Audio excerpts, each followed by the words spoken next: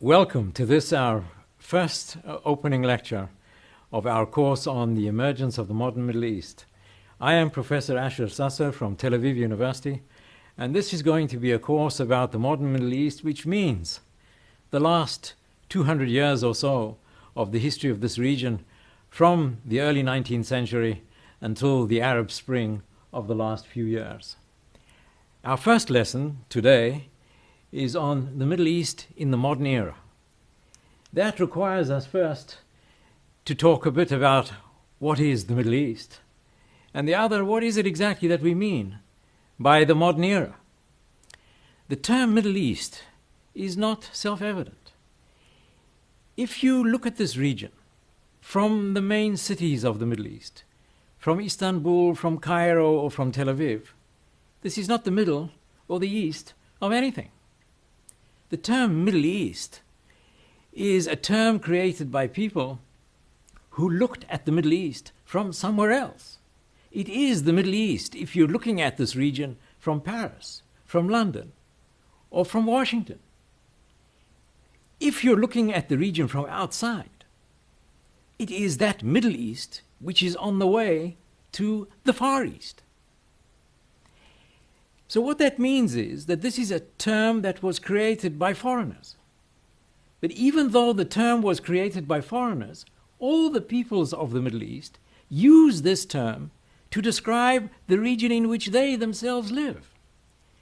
In Arabic, in Turkish, in Persian, in Hebrew, this region is called by the Middle Eastern people the Middle East, even though it is a term of foreign creation. The term was actually created by an American naval historian, Alfred Thayer Mahan, who used it in an article and popularized the term in 1902.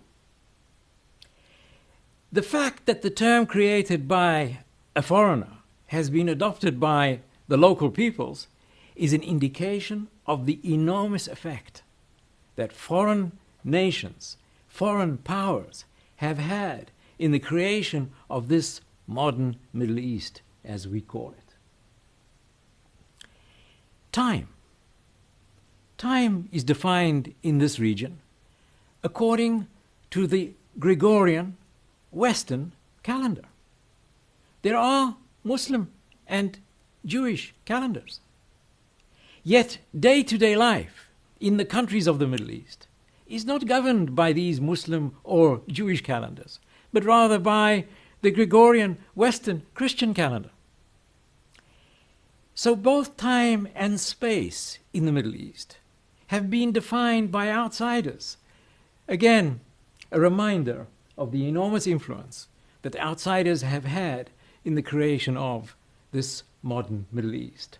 So where is it exactly, this modern Middle East? What are the countries that are included in the Middle East?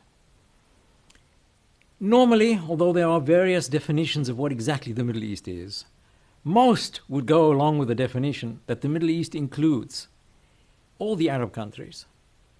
That is, from Morocco in the west to the countries in the Gulf, like Kuwait and the United Arab Emirates and Saudi Arabia, and the non-Arab countries, of which there are three: Turkey, Iran, and Israel. If we look at the state structure of the Middle East, any map of the Middle East showing us where the borders of the different countries are, we can see that for a very large degree, this is the patchwork of foreigners. That imperial powers often sat with rulers and created states where states had not existed before. Countries were created with new identities that did not yet actually exist. In fact, in the Middle East, it is much more appropriate to speak of state nations rather than nation states. In Europe, it was very common for nations like the French or the Germans to create states that represented their national, linguistic, and territorial identity. But in the Middle East, states were created before nation-states existed. Thus, we have countries like Jordan, for example, or the territory of Palestine as defined after the First World War, where these were totally new creations. There were no Palestinian people or Jordanian people when these states were created, nor Syrian or Lebanese or Iraqi people when their states were created. But with time, with the existence of these states, nations did emerge with a particular territorial identity. Thus you do have, after the creation of Palestine, after the creation of Jordan, after the creation of Iraq, and after the creation of Syria, for example, the emergence of peoples who do have Palestinian, Jordanian, Syrian, or Lebanese identities. These are state nations rather than nation states. Nations that came into being after the creation of the state, not the creation of states that came into being after the formation of the nation, which is the more typical European example. Peoples in the Middle East, for centuries upon centuries, identified themselves collectively, not by the states in which they lived, not by the territory that they inhabited, and not by the language they spoke, but by their religious belief. Collective identity was about religion, not about territory and language.